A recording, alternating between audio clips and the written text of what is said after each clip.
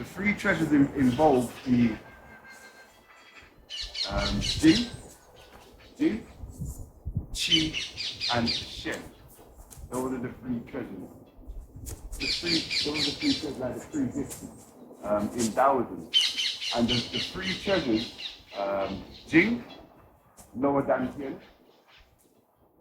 the Qi is heart center, and the Shen is the upper dantian.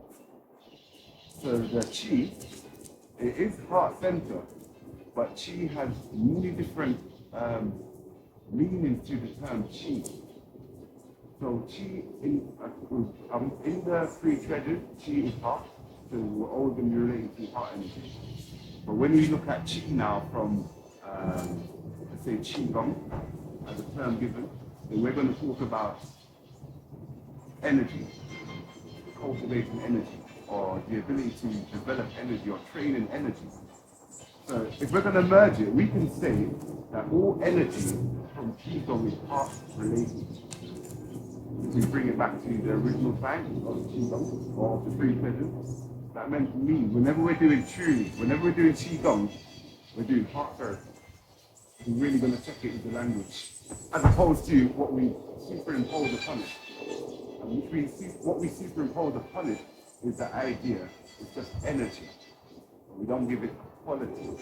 But we give the energy a quality, and we keep it within the domain of Qigong and Tai Chi, or Neidan, probably a better term to use. We keep it in the scope of Neidan, which is internal alchemy. Then Qigong is always heart-mind work.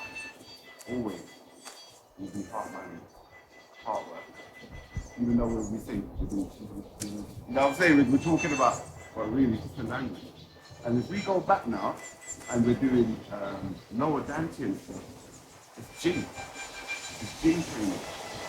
So the Jing training, they incorporate sexual alchemy, the Jing training. They incorporate the neutralizing of the 5 elements. Jing training. The neutralizing or the harmonizing or the balancing of the 5 elements. The 5 elements, earth, wood, fire, water, metal. 5 elements. Wood. Oh, one thing, you know what I'm saying? Because I should break them all down independently. So if we start with the wood first. No, we'll start with fire first. Fire. Fire energy, that's connected to the heart. So that's to do with transformation is actually wood. That's actually wood. Because you know, no, it's not that, because we see like, let's say we're transforming our interpersonal abilities, our skills, our personality, our character, we're developing. We're learning a lesson and we see that we need to change to become this. Yeah. That is facilitated by fire and air, lungs and heart. But the actual energy which is responsible for transforming the liver or the earth. But then to do the work to transform metals, which is the air, the lungs, to actually do the work. You need the lungs to actually do it, but to transform, you need the metal one. In my mind, you know, it's solid. Yeah. Well, it's the refinement. It's the refinement. So when you're doing your metal, you're refining, and front air is a refining process of your own being. So you push out all the impurities. You know what I'm saying? You're being a metallurgy person right now, and you're banging out the thing repetitively with the heat, which is the heart. The heart is tempering the thing, and you're banging it out through your constant breathing practice. That's metal. You get the unrefined product to make it. But why Earth is separate?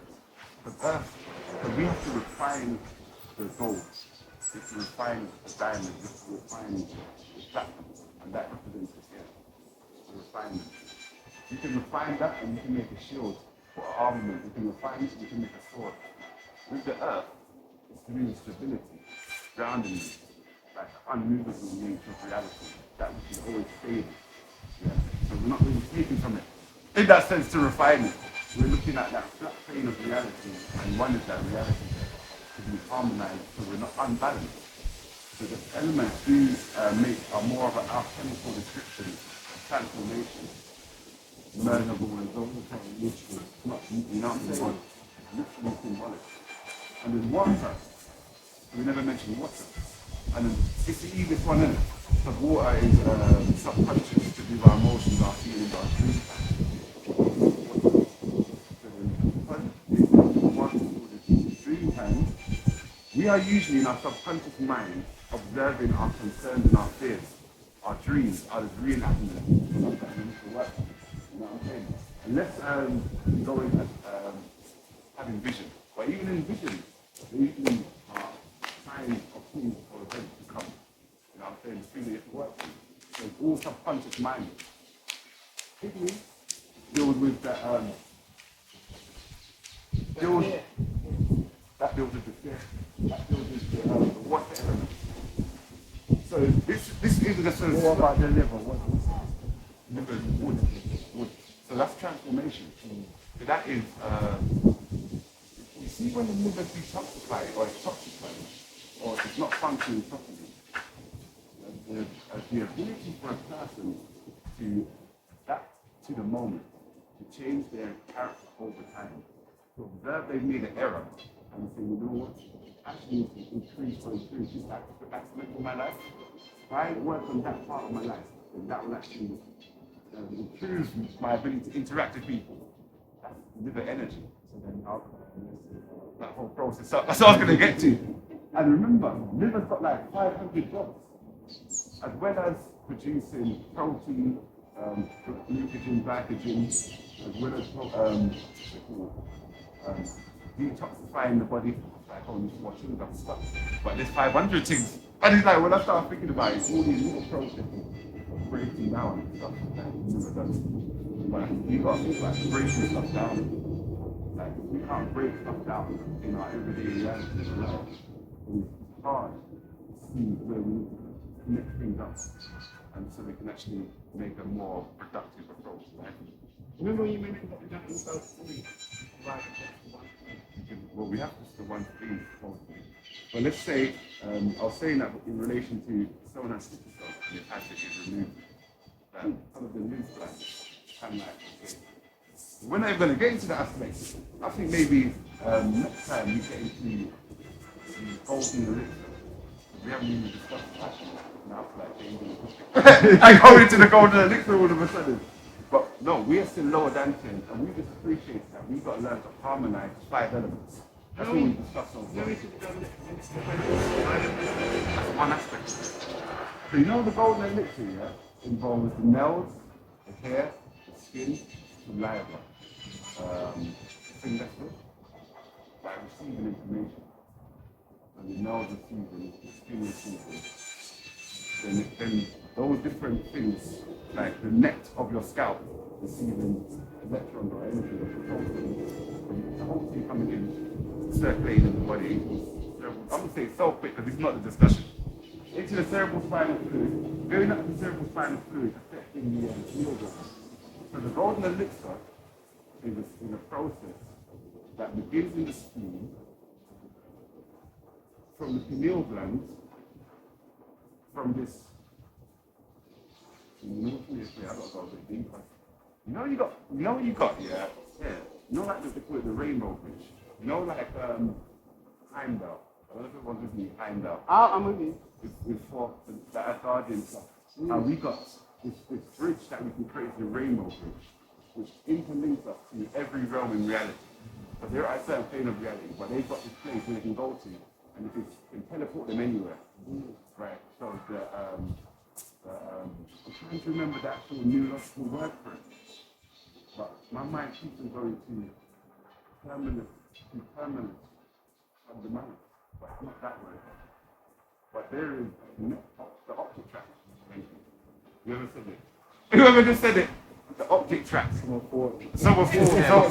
But I never had it. And it's so hard to get words sometimes. The optic tract. The optic tract to the pineal gland. That is what I'm talking about. That pathway from here, even though you can have your eyes closed or open, but the light that enters through, it goes along the optic track and it connects through the back of the passing by the field organ. And that region of darkness is even like the part of the golden elixir process. So it starts from there through our sun gazing and it stimulates the cerebral spinal fluid and it collects in the spleen. After a period of time of coagulating in the spleen. 10 moves up. Listen, I'm moving on. Are you talking about alchemy? Yeah, I'm talking about alchemy, that's why I'm moving on. Because today I'm still on the lower deck. And I'm still discussing the 5 elements and how we have to learn to harmonize. Remember, everything's connected. Everything's connected. And I would like to discuss the golden elixir another time. It's really important.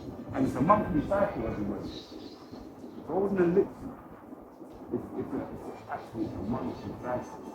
Not like to say that it's the only way it gets corrupted if you're using alcohol, if your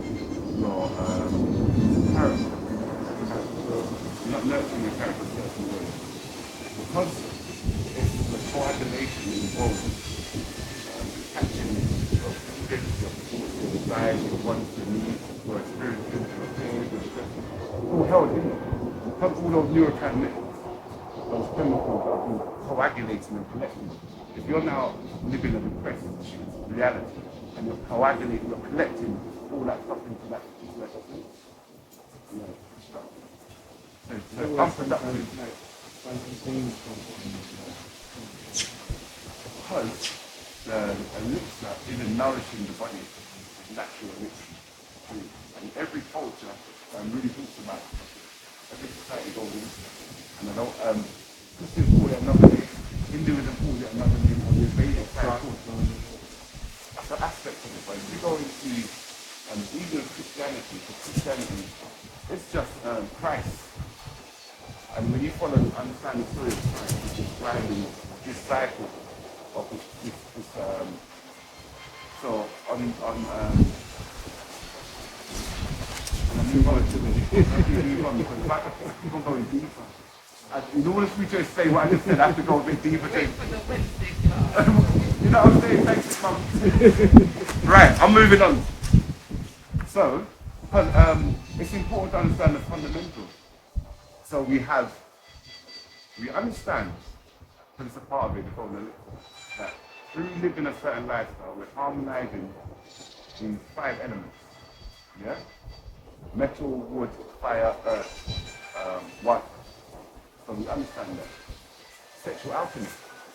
So the whole of the pelvic floor, part of it, spinal engine, for us men, it's about tension, not ejaculating, and being able to maintain a certain cycle. So for example, we have a cycle of 12 or 9. So let's say we have sexual interaction 9 times. And on the night time we can release it. So let's say that happened all in one night. You climax and stop, you do that 9 times, let's say in one night. And you can say you can do it on the 10th of the night time. You can say, as an option that was way more confused, that you can give it a month and say for the whole month I'm not going to release. And then the next time I have sex in the following month I'm just going to release and I'm going to retain myself again. So then you can do it where it's a season. 3 months. I'm just not going to release in 3 months, and then next season I'm going to release once or twice, and then I'm going to go for another season. I'm not releasing. A year. Do the whole year. I'm not talking about celibacy. I'm not talking about celibacy. We're just talking about control and when to release and the ability to. So for us men, when we have the ability to stop our release or our ejaculation, we have increased men. When we start to now hold back and we control it, but there are certain techniques, tantric sex, right? Yeah, tantric. Yeah. So for us men, there are certain techniques where you have to deactivate the head of the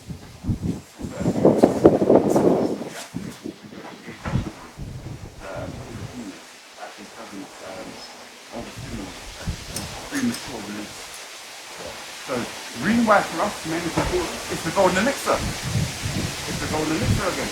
You know what I'm saying? You know, I'm going to go into that in a minute. But that's the reason why it's important for us, because then the semen is a part of the process of the bone and the collection of the precious power. I'm just feeling The semen retention you of the release a energy. lot, you lose it a lot. Oh, yeah. And the thing is as well, yeah, is because it's the amount of energy that's lost through releasing. Your life will get tired up. Yeah. Your life will finish. You're telling me, so if you don't ejaculate and you're orgasm, like you step up, you feel more energized. Like you keep on having step ups of energy as opposed to step down with receiving mentally or physically very release. 3 or 4 days. The older we get, when you're young, they say it's 3 days or so. When you're in your 40s, 2 weeks and a week and a half. So you're keen to recalibrate yourself back to when you're young. Between the rough. So the older you get, the more you have to stop releasing. So you can actually aim your energy or your G. Because we're talking about G. Now I'm only describing this through sexual elements. And it's no different from the 5 elements. So for women have to learn how to experience an orgasm. So it's all about, see, man have to stop, women have to start up. If that's the case, if that's the conversation, isn't it? Yeah, so the woman has to learn how to orgasm and have a whole total body experience. And that is from toes all the way to fingertips to the head. So again, there are certain activities for women where they're contracting pelvic floor and contracting their feet along their whole leg, all the way up to their mouth. They're breathing like an egg or a ball, the pelvic floor contraction with the ball for the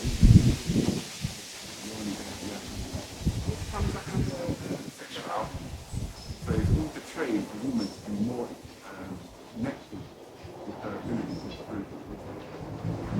When the two women come together, because the man is looking to release too quick or looking to release, and the woman looking to have full experience, when those two communications come together, so like a woman now has to, it's a teamwork conversation now. The woman has to be very mindful. You have to stop. You have to know when you feel like you're going to release or just to let him calm down. We have a conversation. We discuss about life. You know what I'm saying? And it's more of an outward like this. And we release it and we're moving on. That's not nurturing the lower dancer. We're talking about lower dancer and nurturing. So we have our sexual album. We have our neutralization, harmonizing of the 5 elements. As an overview. From there, let's say the only other element is more, let's say I'm going to touch it briefly for the women. And even women could be taken further with other women. But it's this concept of the virgin for the women in the outcome. It's really important because there's a power in a woman which is different from the power in a man. And it's that power to create. Man has that power to create, but I'm not talking about that power. That the literal ability to create within the woman. The womb itself, there's a mystery within it. And if a woman has experienced certain trauma from a young age with the womb, let's say she's virgin and it's the with a man that's extremely charismatic, joyful, he's a business person or he's an entrepreneur, whatever you do. Woman will inherit those qualities. Those are the things that she will naturally start to nurture. Say a man increases. Yeah. This is that up and we were looking at. It's a woman now, as a virgin, interacts with a man who's you know what I'm saying? I don't remember the word. I'm too lazy. But characteristics which are bullying, harassment, or argumentative, or arrogant, these type of qualities there. And she interacts with this person, and she's a virgin. And she's going to pick up qualities of being arrogant, being faithful, being disrespectful. It's going to be the qualities she's going to nurture. Yeah. So say, is that why I know people that they live with their mum, don't know their dad. Mum always said you have traits of your father. That's something different. That's something different. Yeah. So that would be more genetic. But no, it is that because the field, because the virgin grass was the land side, the virgin side, because there was nothing, there was no outside plant in that soil, no outside my personality. You know what I'm saying? My feeling and my personality. Yeah. But that's a funny thing there, you know. A part of that, yeah. But there's another thing to that as well. Because of that state of a woman being virgin slave, that mystery that was for other women. Let's say we're young and then we get to 20 years old, 30 years old, and we had a partner that was a negative character, let's say, and it impacted us negatively, arrogant, abrasive, disrespectful, confronting, whatever the thing is, lazy. It doesn't even matter. Let's say lazy. It will take a woman who's not conscious whole of her life to unravel that. She's not even aware that she's to unravel. And even if it is her, that character came in and doubled it up, which make it harder to unravel it. But, sorry, what was the most partner?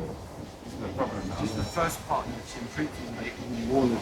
All of them are true, but the problem is not about what it's going to. You learn the tricks, You do, but that's the problem is not that true. That first person who is her baseline character, it's like in the same right. So all them other people, not when they're just like this, you know, she's going to take them on, but then she has to consciously make a change. That's the third character.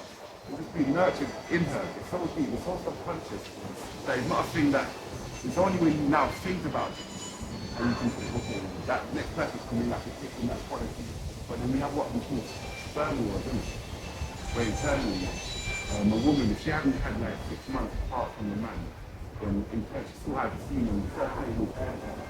So then the next man that comes in, those two semen have interaction with her and and that's all this psychological management, multiple responsibility. So women have multiple, and it may not be tough, but it may just think it's a normal temperament. But it's not it's energetic from life and appreciated that. Yeah. If she had a different partner at a certain age, at 18 or whatever it is when she first had interaction, she's always charismatic. And this beautiful woman is a fresh, sad woman and she's never had sex before. But then now she has a charismatic character. And how the thing happens, they're working on positive is one of the things. So how the thing works now, that woman who's got that charismatic energy from her first love, she meet a man now who's on the low frequency, she will naturally raise him up. That woman ain't gonna go down. That's a deep thing, you know, because that's her level. So that man, she's gonna teach him all the things here, and she's gonna build this man up. Now, if that man is here though, this is deep, and this woman understands where she's done by laziness, the other side, she's gonna bring this man gotta go. The man, he's gonna resonate to her level, but he'll come down to her level. And that's because the field of a woman is like a circular thing, all encompassing. Men is just a bit different. We go forward, masculine energy is a forward direction, feminine energy is a all-encompassing energy. The women have this 360-degree awareness of reality. Where men, we have a bit more, you know what I'm saying, a bit more direct A to B kind of reality. We need a woman around us to make us aware of all the different possibilities. So as we're going forward, she says, okay, that's what I need to. Full circumference, but a woman needs a man to have a direction because it's too much information. Yeah, that's why I believe. Because a woman, because she's taking all this information, it's a lot to process. So a man is so easy for a man for masculine energy to say, listen, you don't need that, you don't need this, you don't need to discuss about it, yeah, you need this. where women get what happened to the Yeah. that's feminine, it's not just a woman, it's not a woman. It's just that if your mind is more feminine, more feminine, let's describe. It's really good to say sexually. No, no, no, no. I think that this is masculine energy. Yeah, no, it does. It does. You do see in it. Take up male time and though. female. It's one takes on one. Yeah. It naturally happens. Also, this is Yeah. because I don't think it's feminine. Submissive.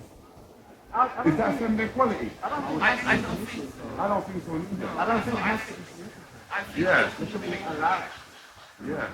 but all of them are always feminine. I think when you see two gay same-sex relationships, I always see masculine, but I can see slightly more quiet and submissive than the other is what they Sometimes they're allowed to be done. and take the lead role. And I see that Is that the younger ones or the men? that's with Or white men? white men. I haven't really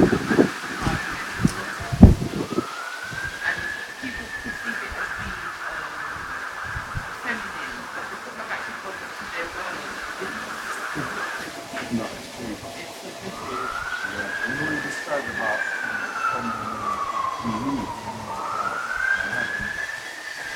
practical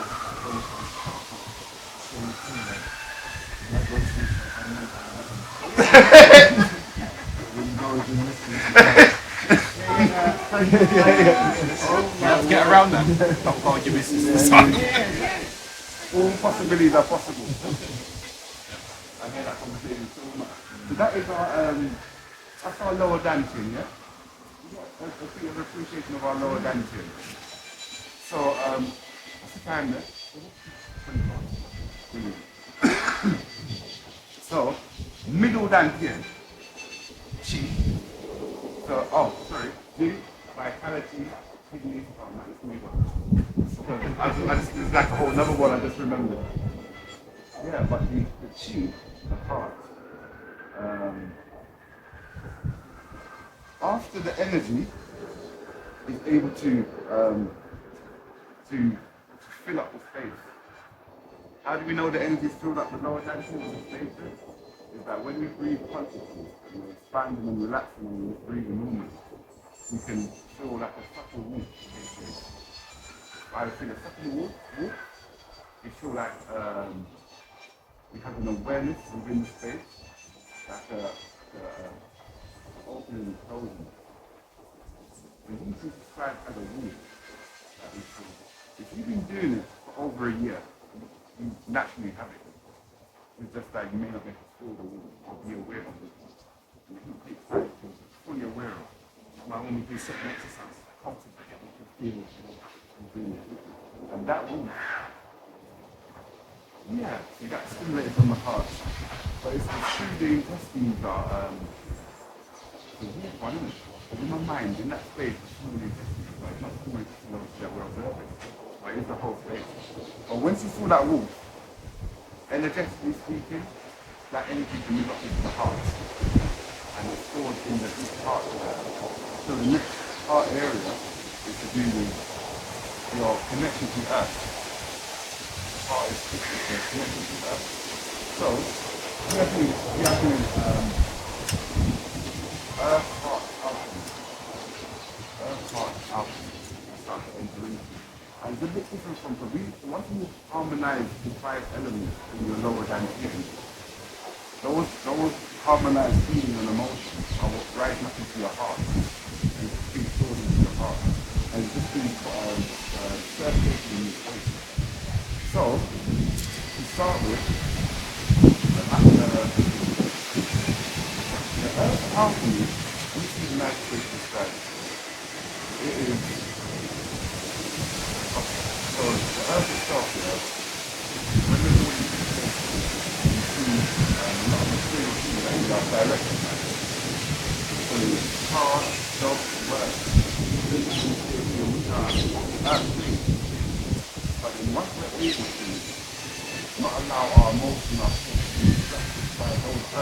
higher than what you, but we're able to connect with the trees throughout. We're able to connect with the breeze to the air. We're able to connect with the sun. This is how we influence the earth. And because earth is mundane reality, we have to shift earth consciousness from mundane reality to the nature of reality. That's what the heart is. Now, so heart alchemy is now trying to merge your heart with the earth heart. And first you have to establish what is the earth energy. You know what I'm saying? And that's why you're interested. You know what I'm saying? And our ability is as made and as humans, realizing frequency. You never thought about this question. And that's not right. How you, especially when we talk about codex and codex and systems. When we look at words, and they have a specific meaning to a word, and each word has a codex, like inscribed into it, of awareness. Yeah, man. And some of them are like acronym village, simple words. Like say God. So I use the word God. Then it will be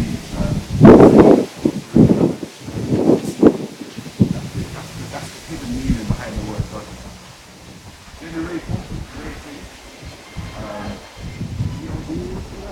the word? Operator, sorry, that's where I almost forgot. Operator, operate all things and destroy all things. Create, organize, and distribute. God. Which is still the serious stuff. So her heart teaching is making your heart resonate with the earth. And this is before you go to upper dancing, because the upper dancing isn't speaking to earth, it's speaking to the star. So before you go up into a star, you have to ground yourself on earth, and ground yourself to earth through your heart, not through your lower dancing.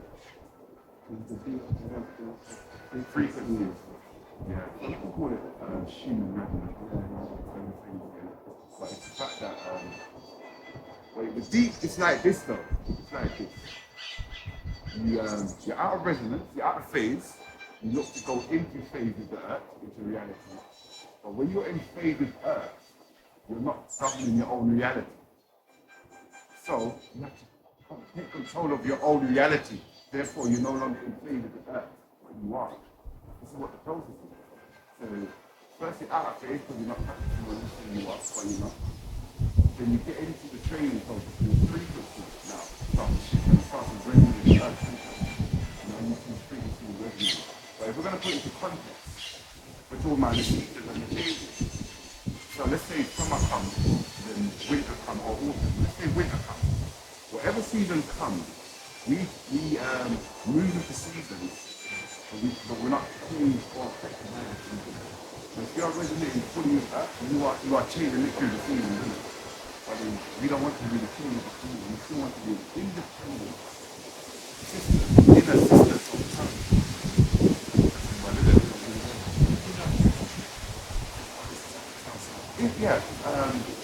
Your intuition, your inner feeling, your instinct, your authenticity, events take place spontaneously around you. Like when you're always the right place at the right time. Like you're aware. Your awareness is fine. So awareness is seeing stuff more frequently.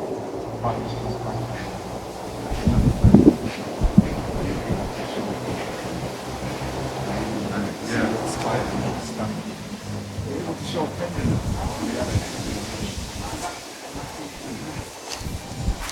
These are all favorable signs that you're on the path.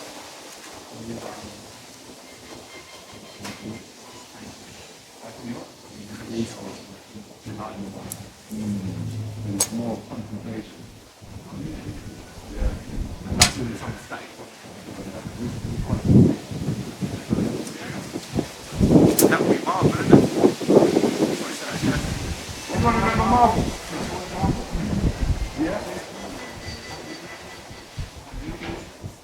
Gotta write them down.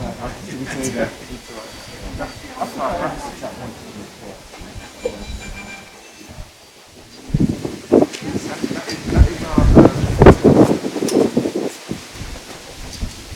marvel. That's how we practice. That's how we. You can join us, James. That's how, marvel is how we incorporate that process you're talking about. How do we improve ourselves? This is daily practice. We have to log in. And login represents the journaling, writing stuff down. It's only because I'm speaking myself, man. What word can I put down for journaling instead of journaling? I put that car, I got to put. So it just came logging stuff down in my brain and keep the acronym going. So lower dantian, middle dantian, upper dantian. Yeah, shin. So from the chi accumulates in the heart dantian because of the work that you're doing in relation to the earth and your ability to relate the frequency of the earth. The heart energy starts to stabilize. Once it develops, coagulation or different things. Once it starts to develop in the space, it starts to move up. The pressure or the energy moves up to the upper dantian. We take that up and down.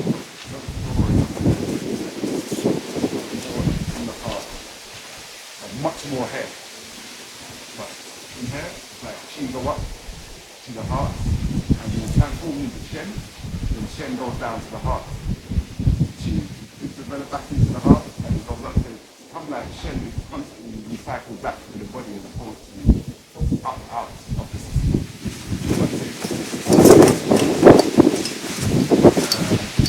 Star alchemy. Star and celestial alchemy. So in the process, we are always linked with the pole star or with the star that resonates with yourself. Each person, when I first learned me, it was like when you intend it and you visualize it in your mind, that which resonates to you will naturally resonate with you. If that makes sense. Nothing to do with stuff. And it's more to do with, so if we're looking at the zone, and we're looking at the constellation, they're going to be about carelessness. On the 8-degree plane, or degree axis, the constellation, where the moon is, it's going to be in that range. The dome or the focus here, and if you come up here now, you've got the 7 pole stars at the top of the heaven. At the moment, we've got They look like this. We're going to get one back. we've got Ursa Minor in the center with Polaris. But then we have Cassiopeia, we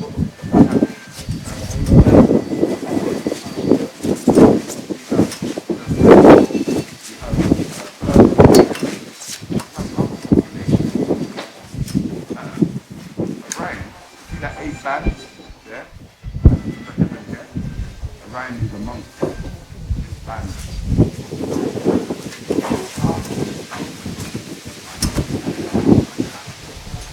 So Polaris, Venus, alignment Polaris.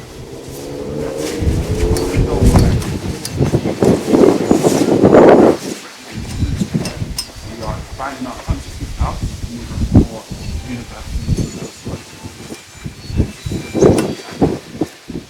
If we go off to the edge of the center that's constantly moving, the center point will be at different. So we're really, this is a lot of work. We want to be centered, let's say, pretty much the center. So the only constellation that represents the center is the 7 pole star. And the one that represents it now is Polaris. So then that means basically we are aligned with Polaris. But Polaris is within our Milky Way. No, our lady. Lady. And that's usually our brothers in South America that use them. They got so many beautiful stories of the history. Man, no, the pole stars. and they ruled for about 3,500 years to make up the 26,000 year cycle. However, 7 divides 26,000. Yeah? So it's like 3,000 something of years that Polaris. And they call it the 7 seasons. The 7 times. Season rule. And 7 season rule in the ruling is artists. How we do right.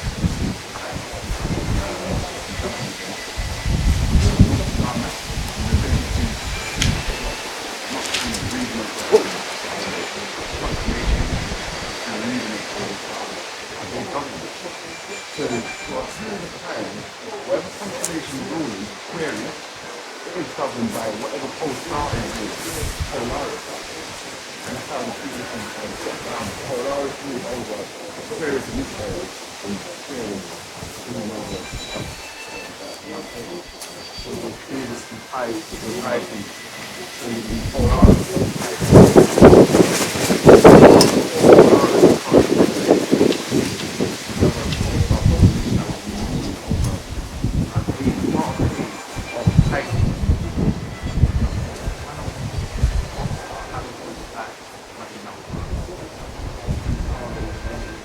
Yeah, for the constellation and the age. Where we are in that. We're back to life. And I was moving to the edge of Aquarius, but I never know. I feel like 0.0.0.01. We're like really dead. Way to go. Some say we are 8 degrees into Aquarius. Yeah. So like, I think, you know, we would say that we are already 8 degrees into Aquarius. Doesn't really matter. I just know that we are. One of the things about 2012.